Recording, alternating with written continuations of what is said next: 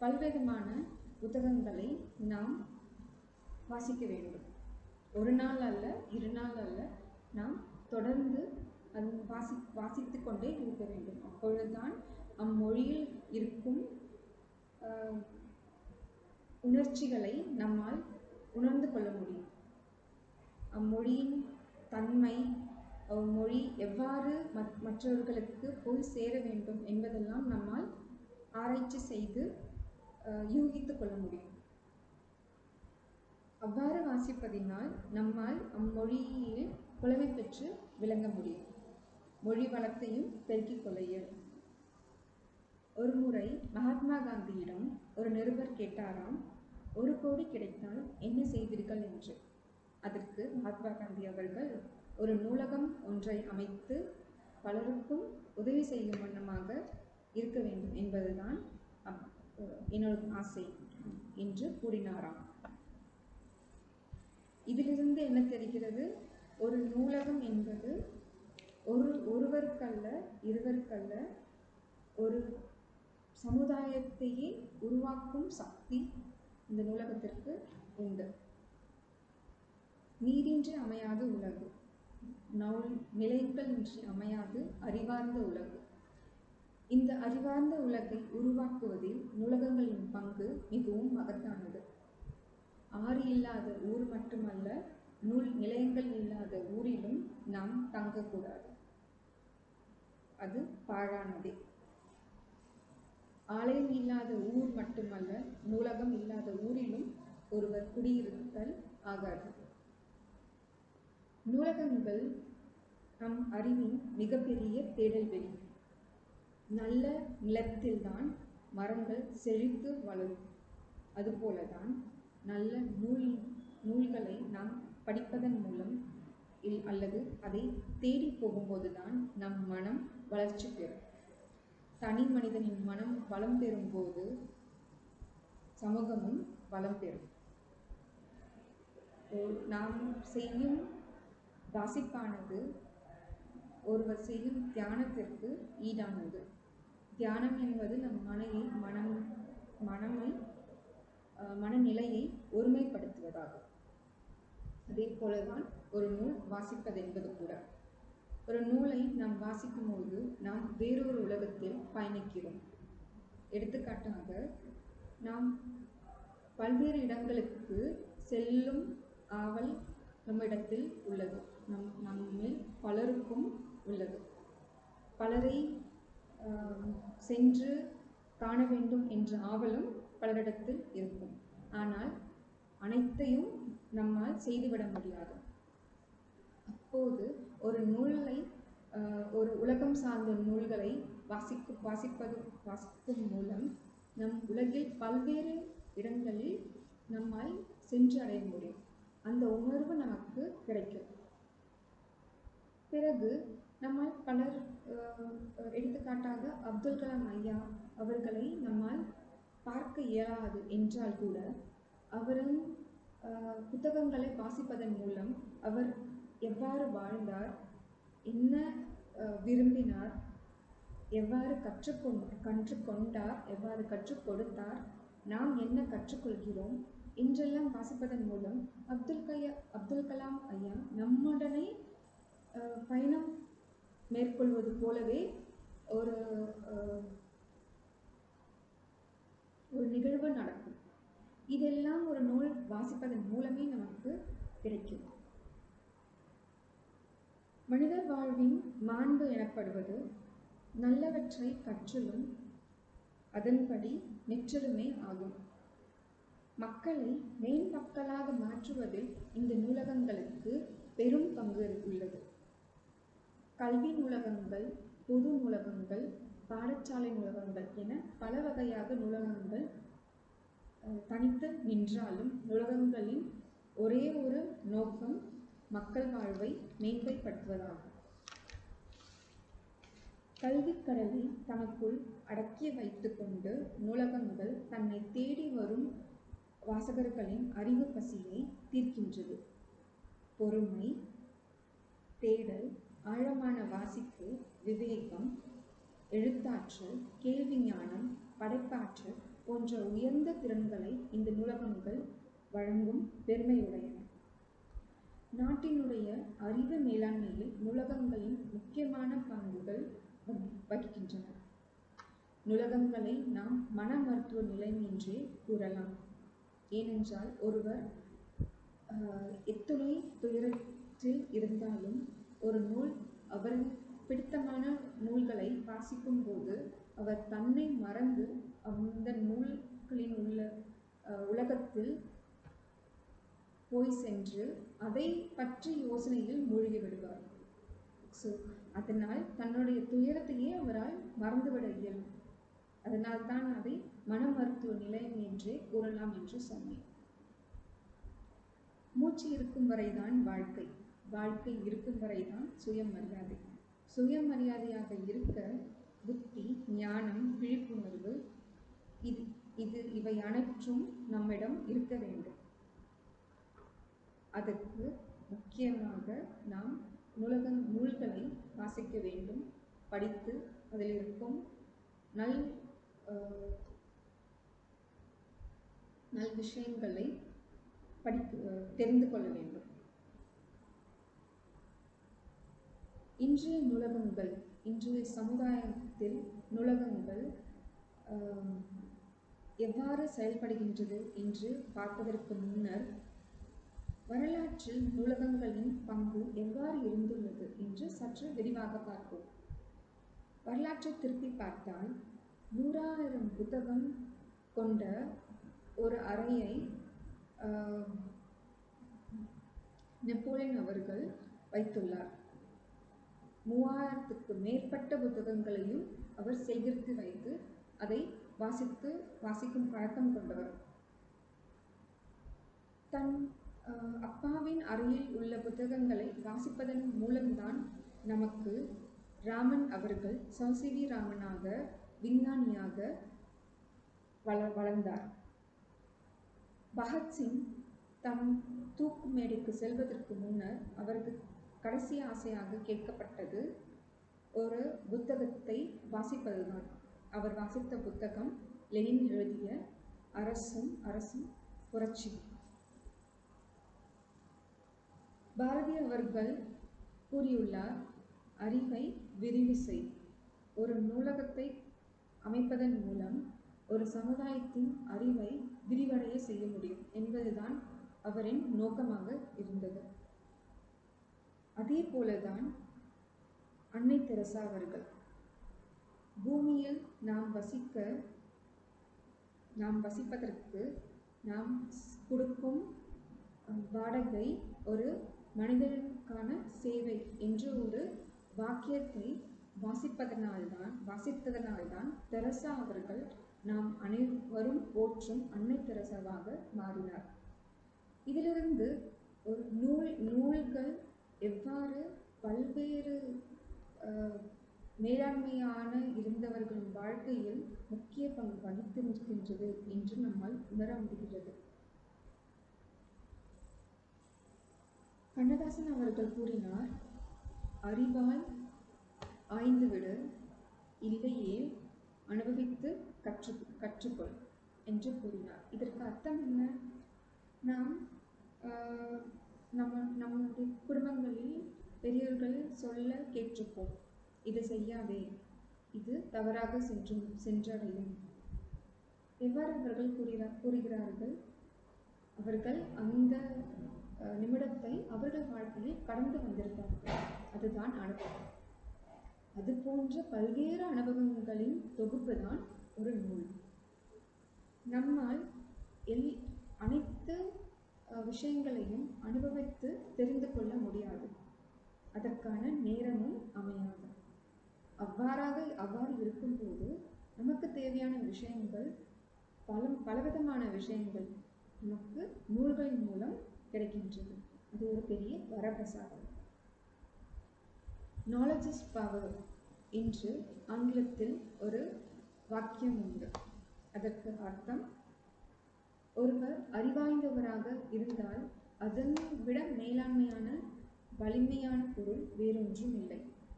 அவர் எந்த விதமான துயரத்தையும் எளிதாக கடந்துவிடலாம். பேரறிஞர் அண்ணா அவர்களும் இதை பற்றி கூறியுள்ளார். வீட்டிற்கு ஒரு நூலகம் அமைப்போம் என்று கூறியுள்ளார். ஔவையார் அவர்களும் எண்ணும் எழுத்தும் கண்ணெனப்படும் என்று கூறியுள்ளார். இவர்கள் அனைவரும் நூல்களின் முக்கியத்துவத்தை எடுத்துரைத்துள்ளார்கள். நூல் வாசிப்பதின் முக்கியத்துவத்தையும் இதிலிருந்து நமக்கு புரிகிறது. படிக்க படிக்க படிக்கட்டுகளாக மாறும் நூல்களை வைத்துதான் சீவக சிந்தாமணி, உ.வே. சுவாமிநாதன் ஐயா இவர்களெல்லாம் நமக்கு மேலாண்மையான தலைவர்களாக நாம் கிடைத்துள்ளார்கள். ஒரு நூலகம் அமைத்தால் 10 சிறைசாலைகளை மூட முடியும் என்றார் மகாத்மா காந்தி. திரும்பவும் மகாத்மா காந்தி அவர்கள் நூல் வாசிப்பதையும் நூலகங்களின் முக்கியத்துவத்தையும் இங்கு எடுத்துரைக்கிறார். புத்தகங்கள் வாசிப்போருக்கு மற்றவர்களை நேசிக்க தெரியும். ஏனென்றால் புத்தகம் வாசிப்போருக்கு பொறுமையை கற்றுக் கொடுக்கிறது. எழுத்தறிவு, ஆராய்ந்த அறிவு அனைத்தையும் நமக்கு கற்றுக் கொடுக்கிறது.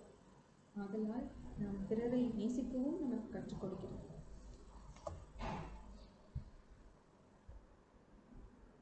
நம் கையில் ஒரு புத்தகம் இருந்தால் அதைவிட ஒரு பெரிய பொருள் நமக்கு இந்த உலகத்தில் தேவைப்படாது. தற்போதுள்ள சமுதாயத்தில் குழந்தைகள் மற்றும் பெரியவர்கள் அனைவரும் கைபேசியில்தான் பெரிதும் அவர்களின் நேரத்தை கடக்கின்றனர். எவ்வாறு கைபேசியில் அவர்கள் ஈர்ப்பு என்பது எதனால் வருகிறது? அவர்களால் கைபேசியில் உள்ள வண்ண வண்ண படங்கள், கைபேசியில் இருக்கின்ற அந்த அனிமேஷன் என்று சொல்லக்கூடிய படமாக்குதல் மூலம் கற்றுக் கொடுக்கின்ற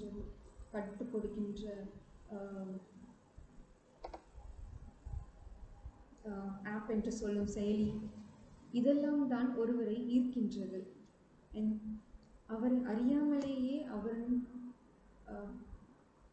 பெரும் பகுதி, ஒரு நாளின் பெரும் பகுதி கைபேசியில் செலவழிக்கின்றனர். இவ்வாறாக இருக்கும் இந்த சமுதாயத்தில் நூலகம் எங்கு உள்ளது என்று பார்ப்போம். சாதாரண மாணவர்களை சாதனையாளர்களாக மாற்றும் இந்த நூலகம் தற்போது டிஜிட்டல் என்றும் சொல்லப்படுகின்ற புது தொழில்நுட்ப வருகையால் நம்முடைய வாசிப்பும் ஆராயும் தன்மையும் அதன் எண்ணமும் பலரிடம் குறைந்துவிட்டது, மாறிவிட்டது என்றே கூறலாம். ஆனால் நூலகம் எப்போதும் சோர்ந்து விடவில்லை. அது தன்னை வளர்த்து கொண்டே வருகிறது. இந்த சமுதாயத்திற்கேற்ப தன்னை மேம்படுத்திக் கொண்டு வருகிறது. எவ்வாறு மேம்படுத்திக் கொண்டு வருகிறது? தற்போதுள்ள சமுதாயத்தில் மாணவர்களின் தேவைப்படுகின்ற விஷயங்கள் அனைத்தும் நாம் இணையதளத்தில் பார்த்து தெரிந்து கொள்ளலாம். இன்னும் வேகமாகவே நம்மால் அதை கிரகிக்க முடியும். நூலகங்கள் சென்று நூல்களை பார்த்து வாசித்து நாம் எடுத்துக்கொள்வதை விட இணையதளத்தில் கிடைக்கும் விஷயங்களை பார்த்து நம்மால் புரிந்து கொள்ள முடியும், எளிதில் புரிந்து கொள்ள முடியும். ஆனால் இதில் இருக்கும் லிமிட்டேஷன் என்று சொல்லப்படும் ஒரு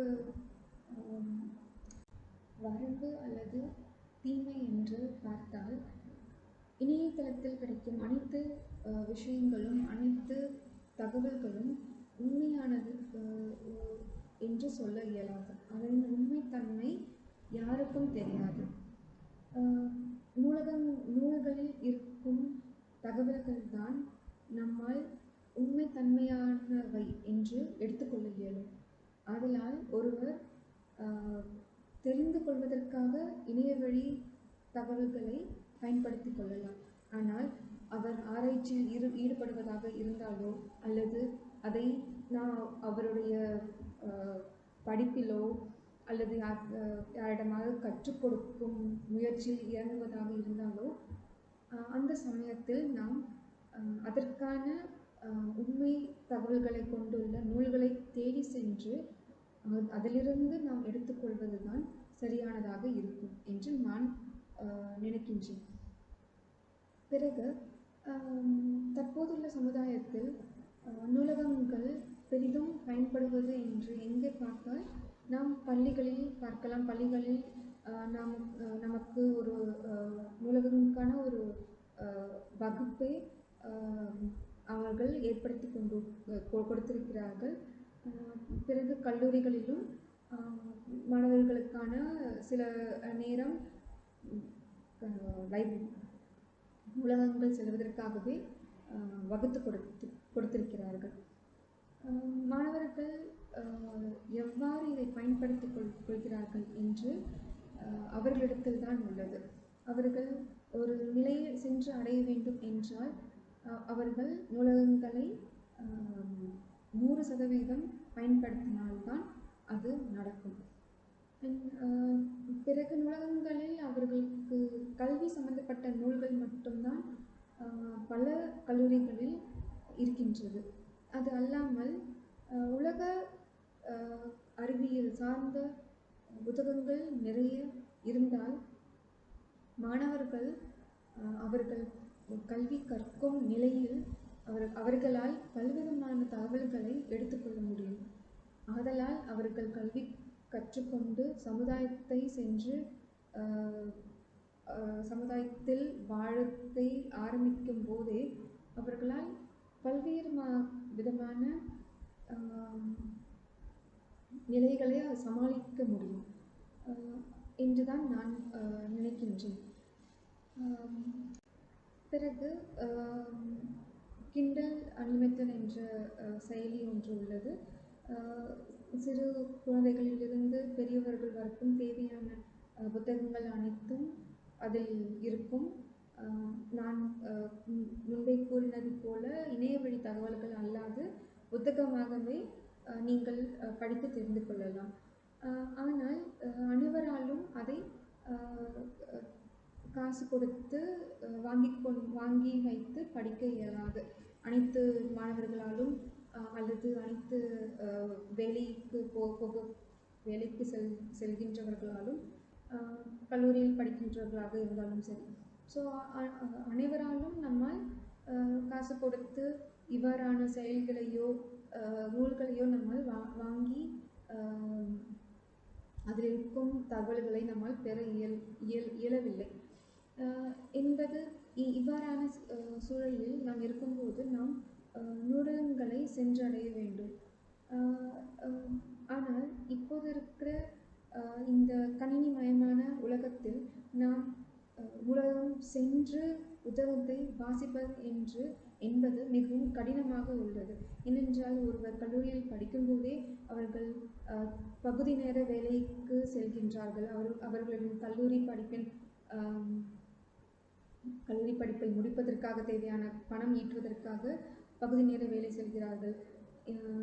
இப்போது பல 90% பெண்கள் வேலைக்கு செல்கிறார்கள்.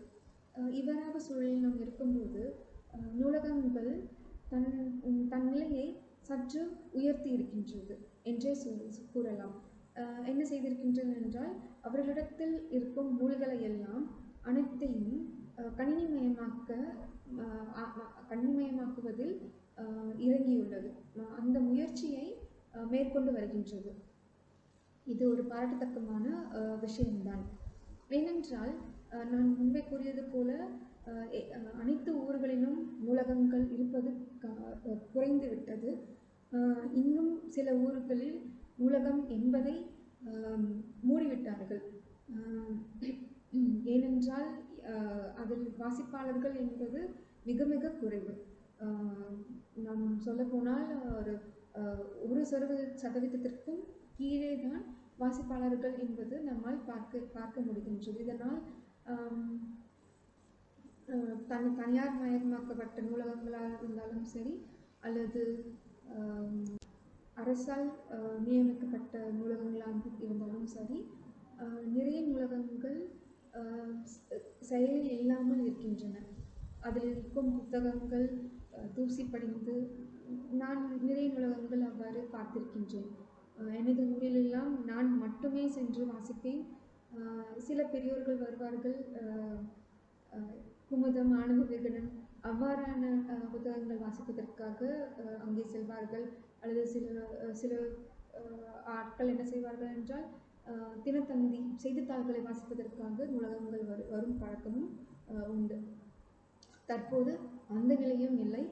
அனைத்து செய்திகளும் உடனுக்குடன் நம் கைபேசியில் வந்துவிடுகின்றது.